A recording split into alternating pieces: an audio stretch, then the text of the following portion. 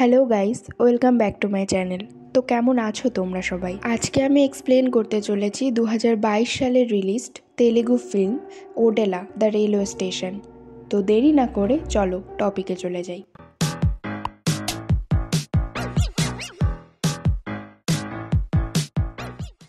সিনেমার শুরুতে আমাদের ওডেলা স্টেশন দেখানো হয়, যেখানে একটা ছেলে রেলওয়ে লাইন ক্রস করছিল। ও হঠাৎ একটা মেয়েকে দেখতে পায়, যার হাতে একটা লোকের কাটা মাথা থাকে। ছেলেটা ওটা দেখে ওখান থেকে ভয়ে পালিয়ে যায়। এরপর ওই মেয়েটা ওই কাটা মাথা নিয়ে থানায় যায় আর ইন্সপেক্টরের টেবিলের উপর রেখে দেয়। ইন্সপেক্টর তখন ভয়ে ভয়ে ওকে জিজ্ঞাসা করে যে বডি কোথায়। এরপর সিন শিফট হয় আর একটা জায়গা দেখানো হয় যেখানে বডি আছে। সেখানে ইন্সপেক্টর অনুদীপকে দেখানো হয়, আর অনুদীপই হলো সিনেমার মূল চরিত্র। ওনার কাছেই এই কেসের দায়িত্ব। অনুদীপ এখানে এসেছে 3 মাস আগে। এরপর আমাদের 3 মাস আগের সিন দেখানো হয়, যেখানে অনুদীপ ওর গার্লফ্রেন্ড স্ফূর্তির সাথে কথা বলছে। স্ফূর্তি বলছে যে ও অনুদীপের সাথে যেতে চায়, ও যেখানে যাচ্ছে, কিন্তু অনুদীপ রাজি হয় না। ও বলে যে আমি ঘুরতে যাচ্ছি না, আমি কাজে যাচ্ছি। তখন স্ফূর্তি বলে তুমি কোথায় যাচ্ছ? তখন অনুদীপ বলে ওডেলাতে। এরপর ওডেলা গ্রামের সিন দেখানো হয়। এখানে দুজন নতুন বিবাহিত কাপল আমরা দেখতে পাই, ভেঙ্কটেশ ও মধু। এরপর আমাদের আরও একটা কাপলকে দেখানো হয়, তিরুপতি ও রাধা নামের। রাধা তিরুপতিকে মারছিল কারণ ও রাধাকে মিথ্যে বলে মদ খেয়েছে। এখানে গ্রামের প্রধান এসে ওদেরকে কাপড় কাচার কথা বলে। আসলে রাধা ও তিরুপতি হলো ধোপা। ওরা লোকের কাপড় কাচে আর তারপর সেটা আয়রন করে দেয়। পরের সিনে আমরা বিবেককে দেখতে পাই। ও মধুকে ভালোবাসে। ও বন্ধুদের সাথে বসে মদ খাচ্ছিল। ওর বন্ধুরা ওকে বলে যে যদি তুই আমাদের কথা শুনতিস তাহলে মধু আজকে তোর সাথে থাকতো। বিবেক এটা শুনে হঠাৎ খুব রেগে যায় আর মনে মনে কিছু একটা প্ল্যান করে। নেক্সট সিনে আমরা দেখি কেউ মধুকে রেপ করে মেরে ফেলেছে। অনুদীপ সেখানে যায় আর ওই কেসে তদন্ত করতে থাকে। অনুদীপ ভেঙ্কটেশ ও তার বাবাকে ধরে নিয়ে আসতে বলে। ভেঙ্কটেশ এসে বলে ওর মনে হয় এটা বিবেকের কাজ, কারণ ওর আর মধুর বিয়ের আগে বিবেক ওকে হুমকি দিয়েছিল যদি ওদের বিয়ে হয় তাহলে বিবেক ওকে মেরে ফেলবে। ভেঙ্কটেশের কথা শুনে পুলিশ বিবেককে থানায় নিয়ে আসে। পুলিশরা ওকে খুব মারধর দেয়। এই মারের হাত থেকে বাঁচার জন্য ও মেনে নেয় যে ওই মধুকে মেরেছে। কিন্তু এরপর পুলিশরা যখন ওকে কোর্টে নিয়ে যাওয়ার কথা বলছিল, তখন বিবেক অনুদীপের পা ধরে বলে ও কোনো মার্ডার করেনি, ও মধুকে শুধু ভালোবাসতো, তো ও কেন ওকে মারবে। এরপর অনুদীপ একটা জলের বোতল বিবেকের দিকে ছুঁড়ে মারে আর বিবেক ওটা বাঁ হাতে ক্যাচ ধরে। এটা দেখে অনুদীপ পুলিশদের বিবেককে ছেড়ে দিতে বলে। তখন ওই থানার ইন্সপেক্টর রেগে গিয়ে অনুদীপকে বলে যে ও তো ওর দোষ স্বীকার করে নিয়েছে, আর আপনি ওকে ছেড়ে দিতে কেন বলছেন? তখন অনুদীপ বলে যে বিবেক নির্দোষ, কারণ যে চিহ্নটা মধুর শরীরে পাওয়া গেছে ওটা কারোর ডান হাতের চিহ্ন, কিন্তু বিবেক তো লেফটি। আর মধুকে যেখানে মার্ডার করা হয়েছিল সেখানে যে ফুটপ্রিন্ট পাওয়া গেছে সেটা বিবেকের পা থেকে অনেক বড়। আর মধুর পোস্টমর্টমের রিপোর্টে মধুকে রেপ করার জন্য ওর বডিতে যে সিমেন্ট পাওয়া গেছে ওটা কোনো 25 থেকে 30 বছর বয়সী ছেলের, কিন্তু বিবেক এখন 20+। এটা শুনে সব পুলিশ বিবেকের বিরুদ্ধে কোনো এভিডেন্স না পেয়ে ওকে ছেড়ে দেয়। এরপর থানায় আরেকটা কল আসে। সেটা রিসিভ করে ইন্সপেক্টর জানায় যে গ্রামে আরেকটা মেয়ের মার্ডার হয়েছে। ওরা সবাই তখন ওই জায়গায় যায়। অনুদীপ দেখে যে ওই মেয়েটার সাথেও সেম ঘটনা ঘটেছে। ওকেও প্রথমে রেপ ও পরে মার্ডার করা হয়েছে, আর ওর বিয়েও এক রাত আগেই হয়েছে। অনুদীপ ও পুলিশরা এবার চিন্তায় পড়ে যায় যে কে বিয়ের পরের রাতে মেয়েদের কিডন্যাপ করছে আর রেপ করে মেরে ফেলছে। নেক্সট সিনে আমরা দেখি রাতের বেলা অনুদীপ ওই জায়গায় যায় যেখানে সকালে মেয়েটাকে পাওয়া গেছিল। ও চারিদিক খুঁজে ওই মেয়েটার মোবাইল ফোন পায়। এরপর অনুদীপ ওটা নিয়ে পুলিশ স্টেশনে চলে আসে। ফোনের চার্জ ছিল না, তাই ওটা অন হচ্ছিল না। ও থানায় এসে ফোনে চার্জ দেয় আর ফোন খুলে চেক করতে থাকে কিছু পাওয়া যায় কিনা। তখন ফোনের গ্যালারিতে একটা ভিডিও পায়। ওখানে ও মার্ডারারের গলার আওয়াজ শুনতে পায়। অনুদীপ আওয়াজগুলো শুনে বোঝার চেষ্টা করে যে ওখানে তখন কি হতে পারে। পরের দিন পুলিশরা ওই গ্রামের সবাইকে ওই আওয়াজ শোনাতে থাকে যে কেউ এই আওয়াজটা চিনতে পারছে কিনা। সবাই না বলছিল। এরপর পুলিশ রাধা ও তিরুপতির বাড়ি গিয়ে ওই রেকর্ড চালালে তিরুপতি বলে যে ওই আওয়াজটা চেনা লাগছে ওর। তখন আমরা দেখি পিছন থেকে তিরুপতির ভাই চান্দু এটা শুনে ভয় পেয়ে যায় আর অদ্ভুতভাবে চারিদিকে দেখতে থাকে, যেন মনে হচ্ছিল ওই মার্ডারগুলো ওই করেছে। এরপর পুলিশ চান্দুর এক বন্ধুকে ধরে আনে, কারণ ও ওদের সন্দেহর তালিকায় ছিল। ওরা ওই ছেলেটার ভয়েস রেকর্ড করে আর আগের সেই ভয়েসটার সাথে ম্যাচ করিয়ে দেখে, কিন্তু ওই দুটো ভয়েস ম্যাচ করে না। এরপর পুলিশরা ওকে ছেড়ে দেয়। এরপর একদিন ওই গ্রামের প্রধান ওনার মেয়ের বিয়ের কার্ড নিয়ে থানায় আসে, কিন্তু অনুদীপ এটা দেখে ওনাকে জানায় যে আপনি বিয়ে পিছিয়ে দিন, কারণ গ্রামে একের পর এক মার্ডার হচ্ছে। কিন্তু উনি অনুদীপের কথা পাত্তা দেয় না আর বলে যায় ওনার পরিবারের দিকে কেউ চোখ উঠিয়ে দেখতে পারবে না। এই বলে উনি চলে যান। এরপর আমরা দেখি প্রধানের মেয়ের বিয়ের দিন চান্দুর সেই বন্ধু ছবি তুলছিল আর ওকে দেখে মনে হচ্ছিল মনে মনে অন্য কোনো প্ল্যান করছে ও। এদিকে অনুদীপ কিছু পুলিশকে প্রধানের বাড়ির সামনে ওদের গার্ডের জন্য রাখে, কারণ ওর সন্দেহ মার্ডারার ওই বিয়েতেই থাকবে। এরপর দিন প্রধানের মেয়ে ওর এক বান্ধবীকে ছাড়তে ওডেলা স্টেশনে যায়। সেখানে ওই পুলিশগুলোও ওদের পেছন পেছন যায়। এরপর আমরা দেখি ওই প্রধানের মেয়ে ও তার বান্ধবী ওই স্টেশনে একটা বেঞ্চে বসে আছে আর ওই পুলিশগুলো ওদের সামনে রেললাইন পার করে একটা দোকানে দাঁড়িয়ে ওদের উপর নজর রাখছে। তখনই একটা ট্রেন ওই রেল লাইন দিয়ে চলে যায়। ট্রেন চলে যেতেই আমরা দেখতে পাই প্রধানের মেয়ে ওখানে নেই আর ওর বান্ধবী নিচে অজ্ঞান হয়ে শুয়ে আছে।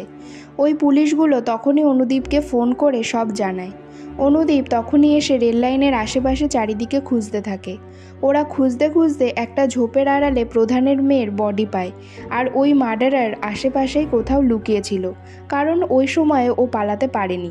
ওরা খুঁজতে থাকলে ওই মার্ডারার পুলিশদের অ্যাটাক করে ওখান থেকে পালাতে থাকে, কিন্তু পিছন থেকে অনুদীপ ওই মার্ডারারের দিকে পাথর ছুঁড়ে মারে আর ওকে অনুদীপ ধরে ফেলে। আমরা দেখি ওটা আর কেউ না, ওটা চান্দু ছিল। এরপর ওকে থানায় এনে মারধর করে। এই খবর তিরুপতি ও রাধার কাছে গেলে ওরা অবাক হয়ে যায়। এদিকে গ্রামের প্রধান এসে ইন্সপেক্টরের কাছে চান্দুকে চায়। তখন অনুদীপ থানায় ছিল না। প্রধান বলে চান্দুকে দিয়ে দিলে উনি ইন্সপেক্টরকে 10 লাখ টাকা দেবে। এটা শুনে ইন্সপেক্টর রাজি হয়ে যায়।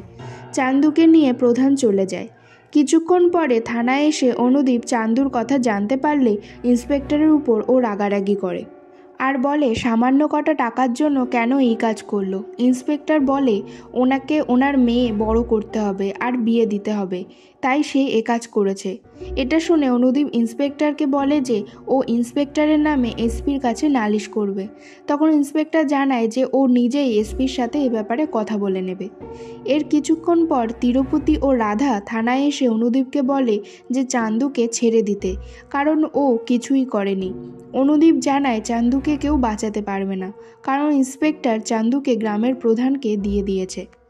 এরপর তিরুপতি ও রাধা প্রধানের কাছে যায় আর চান্দুকে ছেড়ে দিতে বলে হাতে পায়ে ধরে, কিন্তু প্রধান রাধার চুল ধরে টেনে তোলে। এটা দেখে তিরুপতি খুব রেগে যায় আর ওনাকে বলে এরকম না করতে।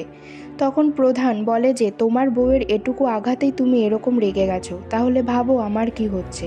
চান্দু আমার মেয়েকে রেপ করে মেরে ফেলেছে, তো তোমরাই বলো আমি কি করব। উনি রাধাদের বলে যে চান্দুকে বাঁচাতে তোমরা পারবে না, তার থেকে বরং তোমরা এখান থেকে চলে যাও। ওরা এরপর ওখান থেকে বেরিয়ে অনেক সরকারি দপ্তরে গিয়ে সাহায্য চায় চান্দুকে বাঁচানোর জন্য, কিন্তু কোথাও ওরা সাহায্য পায় না। এর মধ্যে অনুদীপ প্রধানকে ফোন করে বলে যে চান্দু নির্দোষ, ওকে ছেড়ে দিন, ওদের তরফ থেকে কোনো ভুল হয়েছে, ওরা ভুল করে আসলে অপরাধীর জায়গায় চান্দুকে ধরেছে। এটা শুনে প্রধান চান্দুকে নিয়ে ওর বাড়ি দিয়ে আসে আর রাধার কাছে ক্ষমা চায় আর বলে চান্দু যতদিন ঠিক না হচ্ছে তার সমস্ত খরচ ওনার, কারণ ওনারা চান্দুকে খুব মেরেছিল।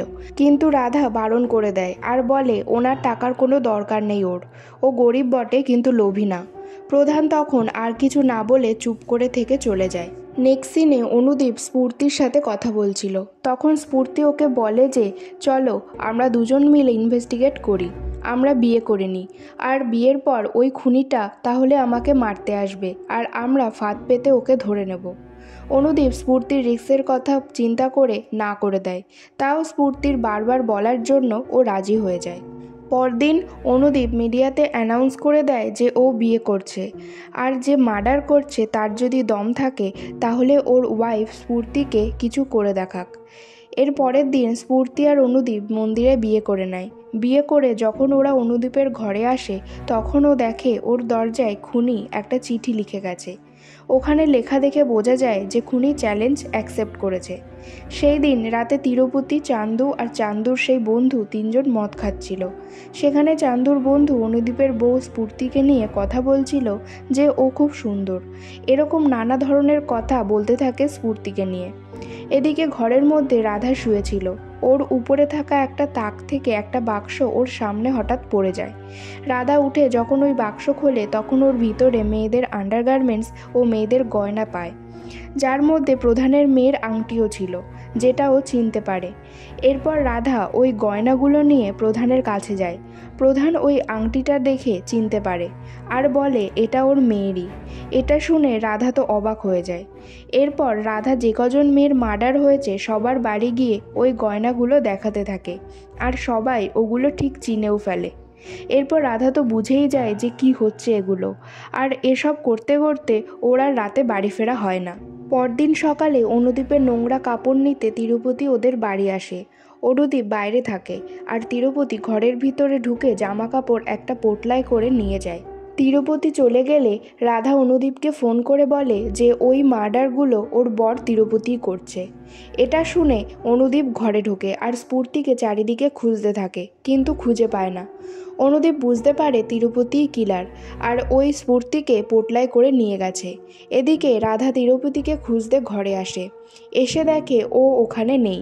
তারপর রাধা বুদ্ধি করে তিরুপতির জামা ওদের কুকুরকে শোকায় আর ওকে ছেড়ে দেয়। কুকুরটা তিরুপতির গায়ের গন্ধ শুকতে শুকতে ও যেখানে আছে সেখানে পৌঁছে যায়, আর রাধাও ওর পিছু পিছু সেখানে যায়। ওরা একটা কুয়োর সামনে গিয়ে পৌঁছায়, যেখানে রাধা দেখে তিরুপতি স্ফূর্তিকে রেপ করার চেষ্টা করছে। তিরুপতি রাধাকে দেখে উপরে আসলে রাধা ওকে বলে আমার মধ্যে কি কমতি ছিল যে তুমি এই কাজ করছো। তিরুপতি বলে এর জন্য নাকি রাধাই দায়ী। এরপর তিরুপতি রাধা আর ওর রিলেশনের কথা বলে, যেখানে আমরা বুঝতে পারি রাধা ও তিরুপতির মধ্যে স্বামী স্ত্রীর মতো সম্পর্ক ছিলই না। ওরা কখনো একসাথে শুতো না, যার জন্য ওদের রিলেশন নর্মাল ছিল না। এই কারণে তিরুপতি এগুলো করেছে। এরপর রাধা তিরুপতিকে এসব করতে বারণ করে, কিন্তু তিরুপতি পাশে পড়ে থাকা একটা লাঠি দিয়ে রাধার মাথায় মারে, যার জন্য ও মাটিতে পড়ে যায়। এরপর ও আবার কুয়োয় নেমে স্ফূর্তির সাথে জোর জবরদস্তি করতে থাকে, কিন্তু রাধা একটা কোদাল উঠিয়ে উপর থেকে তিরুপতির দিকে নিচে ফেলে দেয়। এর জন্য তিরুপতির গলা কেটে যায়। আর এরপরই আমরা সিনেমার সেই প্রথম সিন আবার দেখতে পাই, যেখানে রাধাই তিরুপতির কাটা মাথা নিয়ে থানায় যায় আর সেটা টেবিলে রাখে। আর এখানেই শেষ হয়ে যায় এই সিনেমা। তো কেমন লাগলো আজকের এক্সপ্লেনেশন অবশ্যই কমেন্ট বক্সে জানাবে। ভালো লাগলে লাইক, শেয়ার, সাবস্ক্রাইব করবে, আর সাবস্ক্রাইব করার সময় পাশের বেল আইকনটি প্রেস করে দেবে, যাতে যখনই কোনো নতুন ভিডিও আমি আপলোড করব তার ইনস্ট্যান্ট নোটিফিকেশান তোমাদের কাছে পৌঁছে যায়।